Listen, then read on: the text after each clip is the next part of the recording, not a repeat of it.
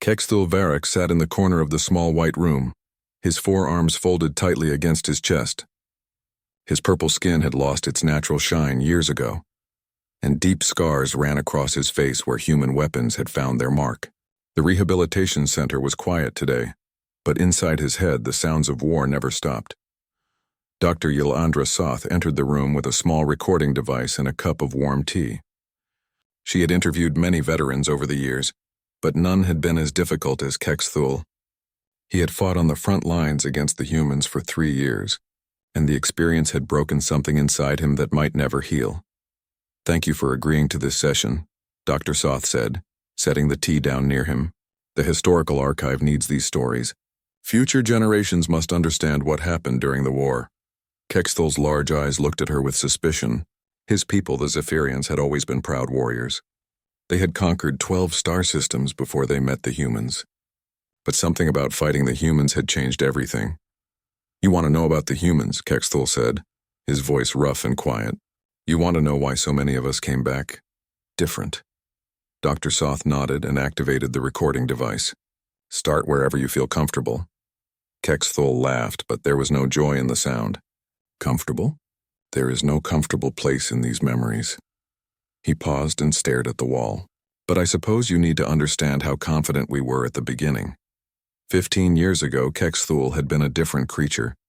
He was young, strong, and proud to serve in the Zephyrian assault forces. Their technology was superior to anything they had encountered. Their energy weapons could cut through steel like paper. Their shields could stop any projectile weapon. Their ships were faster and more powerful than anything in known space. We called the humans the simple ones," Kexthul continued. "They used primitive kinetic weapons, bullets made of metal, explosives made from chemicals. Their ships were slow and clunky. Their armor was basic metal plates. We thought it would be easy. The Zephyrian High Command had studied human technology before the invasion. They knew humans had no energy shields, no plasma weapons, no faster-than-light communication during battles. The humans seemed to rely on basic radio signals and physical ammunition that would run out quickly in a real fight. Commander Zilvoth told us we would be home in 6 months, Kexthul said, his voice growing quieter. He said the humans would surrender once they saw our superior technology. We believed him because it made sense. Every other species had surrendered when they realized they could not win. Dr. Soth made notes as Kexthul spoke. She had read the official reports, but those dry documents never captured the emotional reality of what had happened. The first sign that something was wrong came during our intelligence briefings. Kexthul continued. We learned that humans had no central government that could surrender for their entire species. They had hundreds of different nations and colonies. Even if one group surrendered, the others would keep fighting. This had confused the Zephyrian commanders. In their society, and in every other species they had encountered, there was always a central authority that could make decisions for everyone. The idea that humans might continue fighting even after their leaders were defeated seemed illogical. But we thought this would make them weaker, Kexthul said. Divided enemies are easier to defeat, or so we believed. The invasion began with attacks on 3 human mining colonies. These were small settlements with minimal military defenses. The Zephyrian plan was simple: demonstrate their superior firepower, demand surrender, and then move on to larger targets. Kexthul had been part of the assault force that attacked Kepler 442b, a mining world with only 3,000 human inhabitants. The colony had no military starships and only a small security force with basic weapons. We surrounded the colony from orbit, Kexthul recalled. Our commander sent them a surrender demand. We expected them to give up immediately. Instead, they sent back a message that confused us.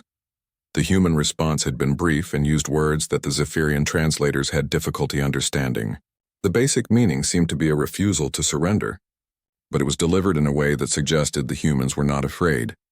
They told us to come down and try to take it, Kexthul said, and for a moment his old warrior pride flickered in his eyes. We thought they were being foolish. 3,000 miners against a full Zephyrian assault battalion. It should have been over in hours. Dr. Soth leaned forward, but it wasn't. Kexthul's expression darkened. No, it was not. He stood up and walked to the small window looking out at the peaceful gardens of the rehabilitation center. I need to tell you about Jake Murphy, Lisa Grant, and Tony Rodriguez. Those were the first human names I learned. I learned them because they kept appearing in our casualty reports. The doctor waited patiently as Kexthul gathered his thoughts. She could see his hands shaking slightly, the way they always did when he was about to discuss specific humans. Jake Murphy was a security supervisor at the mining colony, Kexthul said. According to our intelligence, he was responsible for checking safety equipment and training miners in basic emergency procedures. He was not a soldier, but when we landed our troops, he organized the human defense. The first shock had come when the Zephyrian ground forces encountered organized resistance instead of panicked civilians. The humans had set up defensive positions and were firing back with their primitive weapons. Our energy shields stopped their bullets easily, Kexthul said, but they kept shooting anyway. Even when they could see their weapons were not effective, they continued to fight. This was our first hint that humans might be different. Dr. Soth made another note. Different how? Kexthul turned back to face her, and she could see the confusion that still lived in his eyes after all these years. Every other species we had fought would retreat when they realized their weapons were ineffective. Humans just tried different weapons, and when those did not work, they tried different tactics. And when those did not work, he paused. They got creative. The session continued for another hour, with Kexthul describing the early stages of the Battle of Kepler 442b. But Dr. Soth could see that he was becoming tired and agitated. The deeper memories would have to wait for another day. As she prepared to leave, Kexthul spoke one final thought.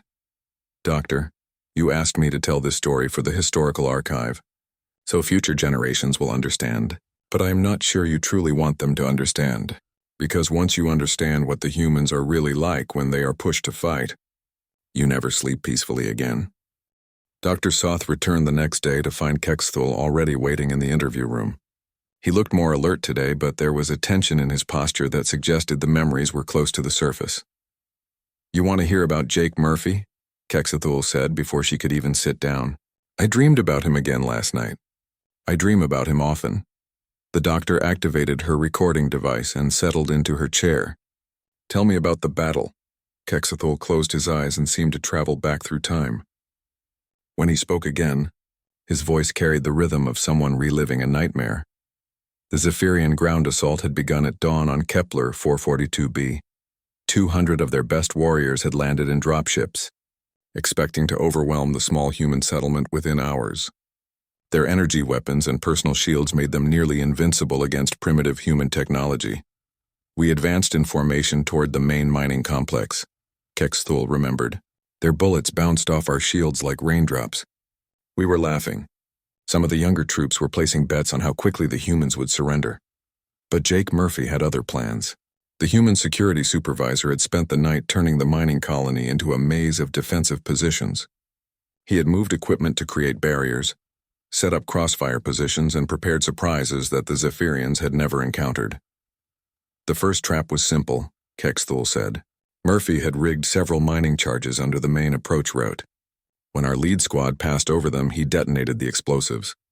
Our shields protected us from the blast, but the explosion created a crater that trapped 12 of our warriors. This should have been a minor setback. Zephyrian technology included anti-gravity units that could lift their troops out of any hole, but Murphy had planned for this too. While our trapped soldiers were waiting for extraction, Murphy's people opened fire from multiple directions. Kexthul continued. Not at us, but at the walls of nearby buildings. They brought down tons of rock and metal debris on top of our extraction equipment. The tactic was wasteful and inefficient by Zephyrian standards. Humans were destroying their own infrastructure to gain a temporary tactical advantage. It made no logical sense. Commander Zilvoth ordered us to go around the crater, Kexthul said, but Murphy had prepared for that too. Every alternate route was blocked or trapped. We realized that this human had studied our technology and tactics before the battle even began. This was the first indication that human intelligence gathering was more sophisticated than the Zephyrians had assumed. Murphy seemed to know exactly how Zephyrian equipment worked and what its limitations were. The real shock came when the Zephyrians encountered Lisa Grant. She was supposed to be a medical technician, responsible for treating injured miners. But when the battle began, she picked up a weapon and started shooting back while simultaneously treating wounded humans. She was in the medical building when our second squad tried to capture it. Kexthul recalled. We expected to find civilians hiding and waiting to surrender. Instead, we found Lisa Grant performing surgery on a wounded miner while using a rifle to shoot at our troops through the windows. Zephyrian culture had strict divisions between warriors and non-combatants. Medical personnel never carried weapons and warriors never performed medical duties.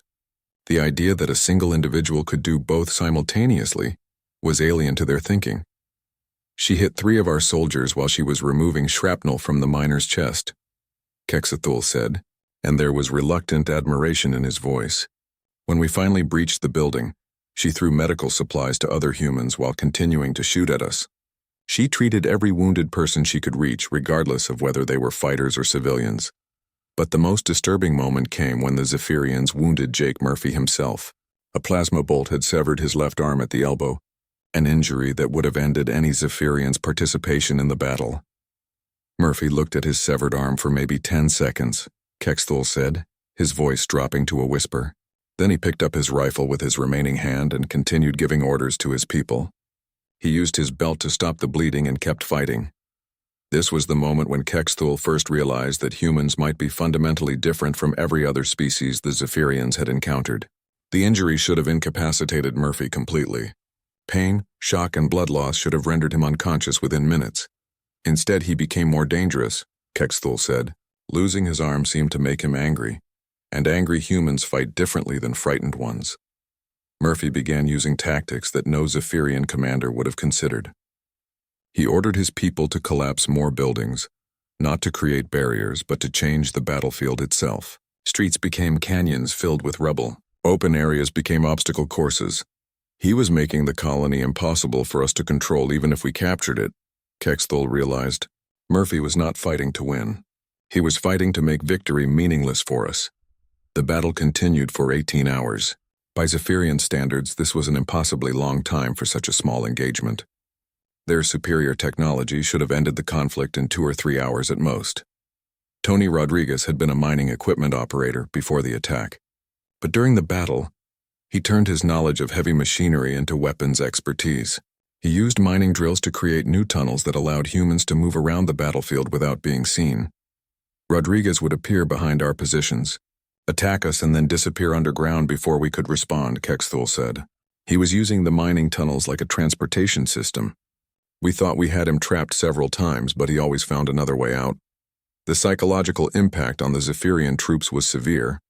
They were accustomed to clear, decisive victories, but the humans seemed to become more creative and more determined as the battle continued. Our energy weapons could cut through any material in the colony, Kexthul said, but the humans just adapted to that.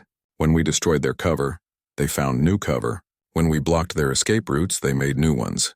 When we countered their tactics, they invented different tactics. By the end of the first day, the Zephyrians had technically captured most of the colony, but 47 of their warriors had been killed or seriously wounded, and the humans were still fighting. Commander Zilvoth called for orbital bombardment, Kexthul said. He wanted to destroy the entire colony from space rather than continue the ground battle. That should have told us something about what we were really fighting. The bombardment ended the Battle of Kepler 442b, but it felt like a defeat rather than a victory. The Zephyrians had been forced to destroy what they came to capture, and they had lost nearly a quarter of their assault force to a group of untrained civilians. Jake Murphy died in the bombardment, Kexthul said quietly, but somehow knowing that he was dead did not make me feel safer. Because I realized that if one human could cause so much trouble, what would happen when we faced a real human military force? Dr. Soth looked up from her notes. How did the other troops react to this battle? Kexthul was quiet for a long moment. That night in our barracks ship, nobody was celebrating. We had won, but it felt wrong.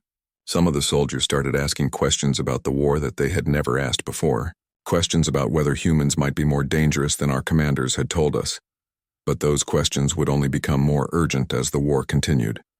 8 months after the battle on Kepler 442b, Kexthul found himself standing in the command center of a Zephyrian assault ship, looking down at the city of New Houston.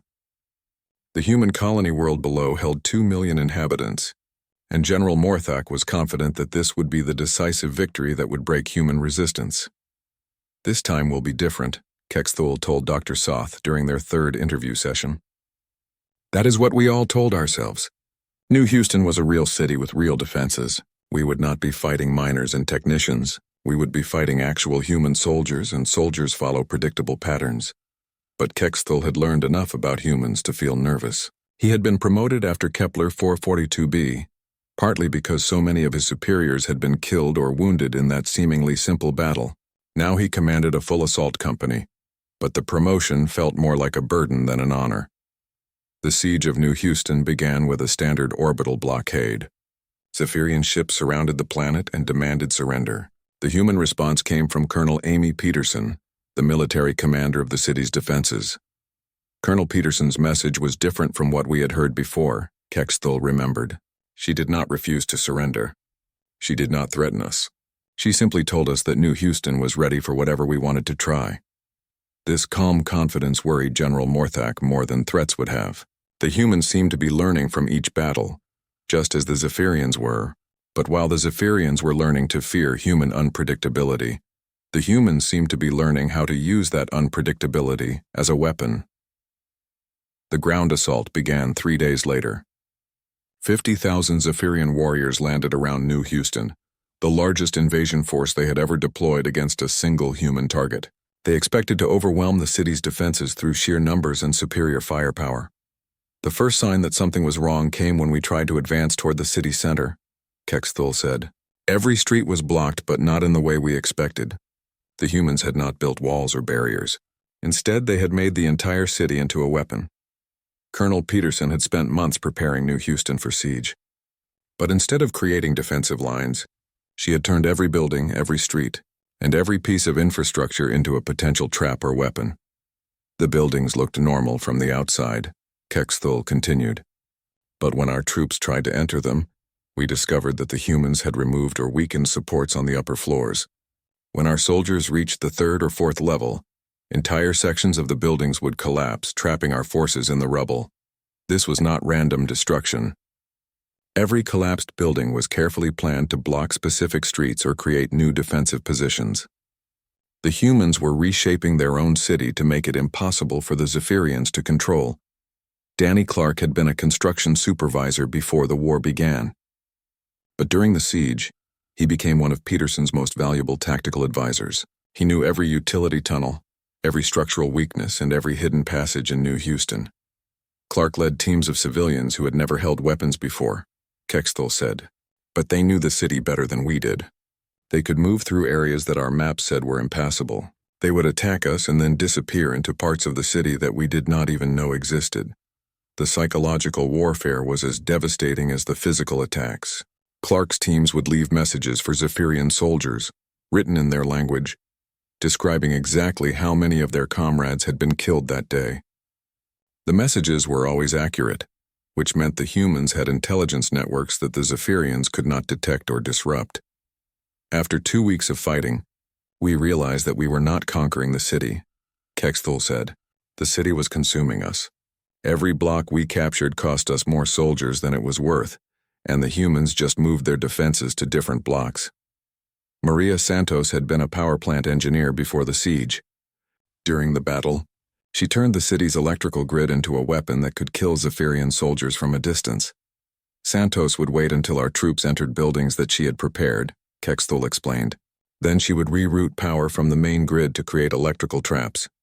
Our armor protected us from many things, but it was made of metal, and metal conducts electricity very well. The first time this happened, 12 Zephyrian soldiers died instantly when they tried to breach a building that Santos had electrified. But instead of using this tactic repeatedly, she varied her approach. Sometimes the traps were in doorways. Sometimes they were in stairwells. Sometimes entire city blocks would become electrically charged. We started avoiding buildings with electrical connections, Kexthel said. But Santos anticipated this too. She began using portable generators and battery systems to create traps in places where we thought we were safe. Colonel Peterson coordinated all of these activities. From command posts that moved constantly throughout the city, Zephyrian intelligence could never locate her for more than a few hours at a time. She would broadcast orders to her forces and then disappear before orbital bombardment could target her position. Peterson seemed to be everywhere and nowhere, Kexthel said. Our intercepted communication suggested that she was personally leading attacks in multiple parts of the city, simultaneously. We thought she might have been using doubles or decoys, but our analysis suggested that she was actually moving that quickly. The siege dragged on for 7 months. This was longer than the entire previous war between the Zephyrians and the Kevlar species, which had been considered a major conflict. But New Houston continued to resist, and somehow the human defenders seemed to be getting stronger rather than weaker. By the 4th month, we realized that the humans were not just defending the city, Kexthul said. They were studying us. Every tactic we used, every weakness they discovered, every successful attack they made, all of this information was being shared with other human forces throughout their space. This was when the Zephyrian High Command began to understand that they were not just fighting for New Houston. They were fighting a species that learned from every battle and shared that knowledge instantly across thousands of light years. The psychological impact on Zephyrian forces became severe. Soldiers who had been confident warriors at the beginning of the siege were now jumping at shadows and refusing to enter buildings without extensive support. We started having what your medical people call stress reactions. Kexthul told Dr. Soth, soldiers would freeze in combat or start shooting at sounds that were not there. Our medical staff had never seen anything like it before. The worst moment came during the 6th month, when Danny Clark's civilian resistance fighters captured a Zephyrian communications post. Instead of destroying it, they used it to broadcast human music throughout the Zephyrian communication network. The music was not threatening, Kexthul said, but it proved that humans could penetrate our most secure systems whenever they wanted to. If they could broadcast music, they could broadcast false orders or steal our tactical plans. We realized that our technology was not as superior as we had believed. The siege finally ended when General Morthak received orders to withdraw. The Zephyrian High Command had decided that New Houston was not worth the cost in soldiers and resources. But this retreat felt like the first real defeat in Zephyrian military history. As we lifted off from the planet, I looked back at New Houston, Kexthul said. The city was damaged, but it was still there. Still defiant. Colonel Peterson broadcast a message to our fleet as we left. The message had been brief and delivered in perfect Zephyrian. Thank you for visiting New Houston. Please come back anytime. That message haunted our troops for months, Kexthul said, because we realized that the humans were not afraid of us anymore. If anything, they seemed to be looking forward to the next battle. Dr. Soth made notes about the psychological transformation that Kexthul was describing. How did this change your view of the war? Kexthul was quiet for a long time before answering. After New Houston, I started having dreams about human children learning to fight. I imagined entire generations growing up with the knowledge of how to defeat us. And I realized that even if we won every battle, we might still lose the war. 2 years into the war, Kexthul had stopped counting his victories. The Zephyrian forces had captured dozens of human worlds and destroyed hundreds of human ships, but somehow the war felt like it was slipping away from them. Every victory came at a higher cost, and the humans seemed to be getting more dangerous with each battle. By this time, I was no longer the confident warrior who had landed on Kepler 442b, Kexthul told Dr. Soth during their 4th interview. I had seen too much. I had learned too much about what humans could do when they were desperate. The turning point came when the humans launched what they called Operation Spite. It was the largest, coordinated attack in the history of human warfare, striking at 15 Zephyrian strongholds simultaneously across a front that spanned 12 star systems. Admiral Beth Chen commanded the human fleet operations from her flagship, a converted cargo vessel that had been rebuilt into a mobile command center. The Zephyrian intelligence services had been trying to locate and destroy her ship for over a year, but Chen seemed to anticipate every attempt to find her. Chen's tactics made no sense according to standard military doctrine, Kexthul said. She would divide her forces when she should have concentrated them. She would attack when she should have retreated. She would retreat when she should have attacked. But somehow her illogical decisions always seemed to work. The first phase of Operation Spite involved Captain Rick Adams and his squadron of human pilots. They were flying ships that were barely spaceworthy, patched together from salvaged parts and held together with determination rather than proper engineering. Adams led what the humans called ramming attacks against our capital ships, Kexthul remembered. The pilots would accelerate their ships to maximum speed and crash directly into our vessels. We thought this was a desperate suicide tactic that would only work once. But the human pilots survived these ramming attacks. Their ships were designed to break apart in specific ways that protected the pilot compartments. Adams and his people would crash into Zephyrian ships, escape in small pods, and then be picked up by other human vessels to fly ramming attacks again the next day. After a week of this, our fleet commanders started flinching every time they saw human ships approaching at high speed. Kexthul said, "Even when the humans were not planning ramming attacks, we would break formation and scatter." Chen used this fear to control our movements without firing a shot. Dr. Janet Walsh was leading human scientific efforts to understand and counter Zephyrian technology. Before the war, she had been a university researcher studying theoretical physics. But during Operation Spite, she became responsible for reverse engineering captured alien equipment. Walsh's team did in weeks what should have taken years, Kexthul said, and there was still disbelief in his voice. They would capture one of our weapons or shields, and within days they had built human versions that worked just as well. Sometimes they built versions that worked better than our originals. The speed of human technological adaptation was beyond anything the Zephyrians had encountered. Their own research and development processes took careful planning and extensive testing. Human teams seemed to build working prototypes through trial and error, accepting failure as part of the learning process. Walsh's people would test new weapons in actual combat, Kexthul said. If a device worked, they would mass produce it immediately. If it failed, they would try a different approach the next day. They were not afraid of failure because they learned from every mistake. Commander Paul Young led Human Special Forces operations during Operation Spite. His team specialized in boarding actions against Zephyrian ships, but they used tactics that no military academy had ever taught. Young's commandos would breach our hull plating and then live inside the damaged sections of our ships, Kexthul explained. They would set up small bases in areas that we thought were uninhabitable. Then they would attack our crew from inside our own vessels.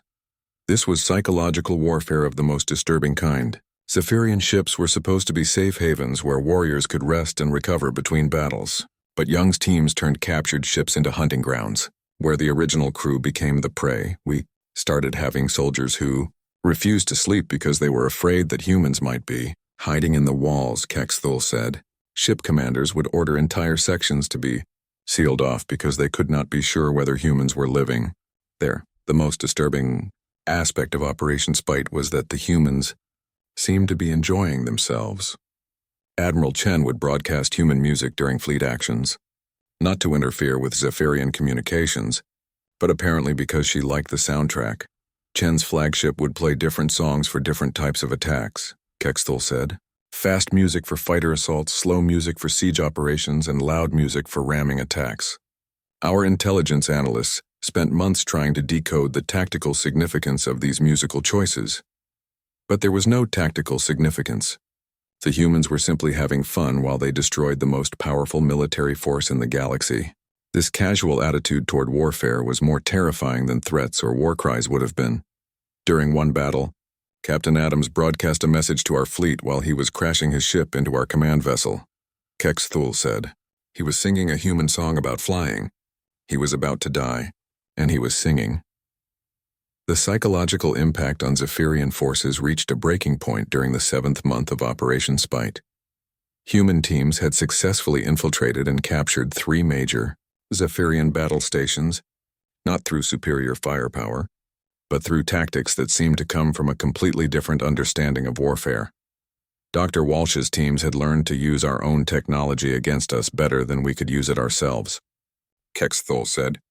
They were building weapons that combined human creativity with Zephyrian engineering. The results were effective. But the most shocking revelation came when Zephyrian intelligence finally intercepted detailed human battle plans. The analysis showed that the humans had been holding back throughout the entire war. Operation Spite was not their desperate last effort. It was them finally deciding to fight seriously. We realized that everything we had seen before was humans fighting defensively, Kexthul said quietly. They had been protecting their homes and families, but they had not been trying to destroy us. Operation Spite was what happened when humans decided to go on the offensive. The strategic implications were terrifying. If humans could accomplish this much while fighting defensively on their own territory, what could they do if they decided to invade Zephyrian space? General Morthak called an emergency council of all remaining fleet commanders, Kexithul said. For the first time in our history, Zephyrian military leaders began discussing the possibility of surrender. The word surrender had never been part of Zephyrian military vocabulary. Their culture had no traditions or protocols for how to end a war without achieving victory, but Operation Spite had forced them to confront the possibility that victory might be impossible. We started receiving reports that human forces were massing for what they called Phase 2 of their counteroffensive, Kexthul said. Our intelligence estimates suggested that Phase 2 would involve direct attacks on Zephyrian colony worlds. The prospect of human forces operating in Zephyrian space was beyond imagination.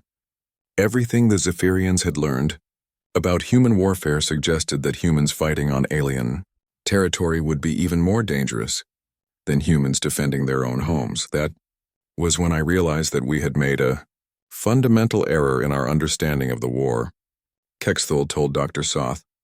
We thought we were fighting to conquer humanity, but we were actually teaching humanity how to conquer us. Dr. Soth looked up from her notes. The psychological profile she was building of human warfare was unlike anything in Zephyrian military history. How did the other commanders react to this realization? Kexthul's expression grew distant. Some of them started making plans for evacuation of our core worlds. Others began discussing whether our entire civilization could survive contact with a species like humanity. And a few started asking whether we should try to make peace before the humans decided that peace was no longer an option. Dr. Soth found Kexthul sitting quietly in the garden when she arrived for their final interview session. 15 years had passed since the end of the war, but she could see that he was still fighting battles in his mind.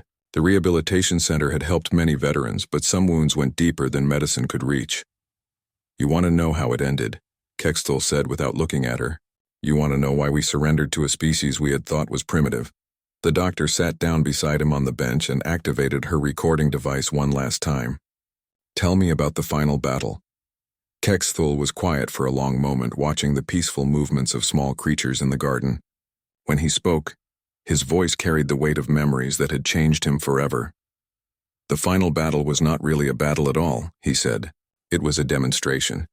The humans wanted to show us what they could do if we forced them to continue fighting. The engagement had taken place in the Caridian system, where the largest remaining Zephyrian fleet was making what everyone expected to be a final stand. 300 Zephyrian warships faced off against a human force that was half that size but armed with technology that no one fully understood. Admiral Chen arrived in a ship that our sensors could barely detect, Kexthul remembered. Our best analysis suggested that the humans had learned to build vessels that existed partially outside normal space. They could appear and disappear without using any technology that we recognized. The battle began with a human surrender demand. But instead of threatening destruction, the humans offered something that no Zephyrian had expected. They offered mercy. Kate Williams, the human ambassador, transmitted a message to the Zephyrian fleet that would change the course of history. She spoke in perfect Zephyrian and demonstrated a deep understanding of their culture and military traditions. Ambassador Williams told us that humanity had learned everything they needed to know about warfare from fighting us, Kexthul said. She said that humans could now build weapons and tactics that would make continued resistance impossible. But she also said that humans preferred not to use those weapons. The surrender terms were unlike anything in galactic military history. Instead of demanding unconditional capitulation, the humans offered what they called peace with honor. Zephyrian forces would be allowed to withdraw to their home territories with their weapons and dignity intact. Williams explained that humans understood the concept of warriors, who fight for their people rather than for conquest, Kexthul said. She said that humans respected courage, even when it was directed against them. But the human terms came with conditions that revealed how completely they had studied Zephyrian society. The peace treaty included provisions for cultural exchange, shared technology development, and mutual defense against external threats. The humans were offering to make us allies rather than subjects, Kexthul said, and there was still wonder in his voice. They wanted to learn from us while teaching us what they had discovered about warfare and survival. The demonstration of human capabilities came when several Zephyrian commanders rejected the surrender terms and attempted to continue fighting. What happened next changed every Zephyrian's understanding of what humans could accomplish when they chose to use their full potential. Captain Adams led a squadron of ships that seemed to exist in multiple places simultaneously, Kexthul said. They would attack our fleet from one direction, and when we turned to respond, they would already be attacking from a completely different direction. Dr. Walsh's technological innovations had produced weapons that the Zephyrians could not counter or even understand. Human ships were using energy sources that produced no detectable signatures, materials that seemed to repair themselves, and tactical systems that predicted Zephyrian responses before they were made. Commander Young's forces boarded and captured 12 Zephyrian ships in less than an hour, Kexthul continued.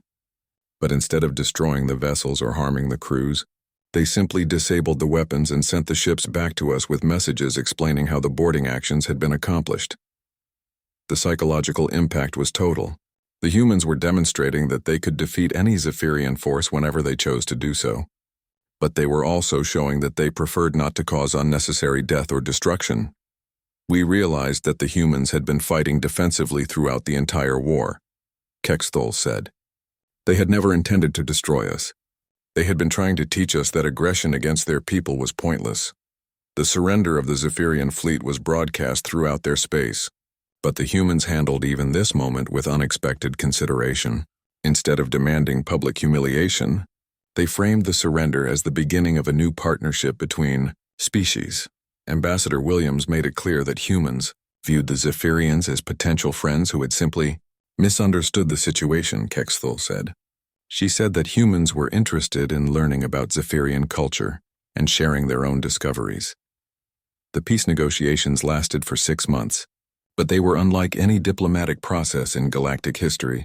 Instead of dividing territory or demanding reparations, the humans focused on building systems that would prevent future conflicts. Williams and her team created what they called mutual benefit protocols, Kexthul explained. They identified areas where human and Zephyrian capabilities could complement each other, rather than compete. The psychological rehabilitation of Zephyrian veterans became a joint project. Human medical teams worked with Zephyrian healers to develop treatments for the trauma that both species had experienced during the war. Because humans understood that their own people had been changed by the fighting, Kexthul said. They were not celebrating victory. They were mourning the necessity of violence and working to heal the damage that war had caused. Dr. Soth made her final notes as Kexthul continued his story. The transformation he was describing went beyond military defeat to something approaching spiritual awakening. I spent 3 months at a human rehabilitation facility on their homeworld, Kexthul said. I expected to be treated as a prisoner or enemy. Instead, I was treated as a visitor who had been injured and needed help healing. The human approach to post-war recovery focused on understanding rather than punishment.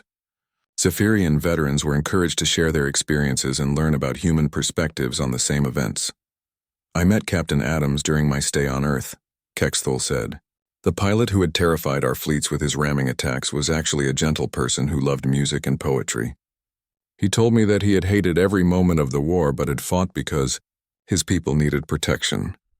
This personal contact between former enemies became the foundation for the new relationship between species. Humans and Zephyrians began to understand that they had been fighting against mirror images of themselves, people who fought to protect what they loved. The most important thing I learned was that humans had never hated us, Kexthul said. They had feared us and fought us, but they had never stopped seeing us as people who deserved to live and thrive. Dr. Soth turned off her recording device and sat quietly with Kexthul for several minutes. The story he had told would become part of the official historical record, but she knew that its real value lay in its emotional truth. What would you want young Zephyrians to understand about humans? She asked. Kexthul smiled for the first time since their interviews had begun. I would want them to understand that humans are the most dangerous species in the galaxy when they are threatened, and the most generous species in the galaxy when they are safe. The choice of which version of humanity you encounter depends entirely on how you approach them. He stood up and looked back at the rehabilitation center where so many veterans were learning to live with their memories. We called the human frontlines pure hell because we thought hell was the worst thing we could imagine, Kexthul said. But hell is about punishment and suffering. What we actually encountered was something far more terrifying.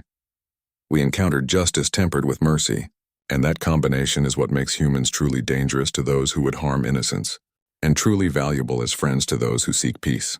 As Dr. Soth prepared to leave, Kexthul offered one final thought. I'm going to speak to young Zephyrians about the war, not to frighten them, but to help them understand that there are species in this galaxy who will fight to the death to protect what they love, and then offer friendship to those who learn to respect that love. That is the lesson of the human war. Some species are worth learning from rather than fighting against.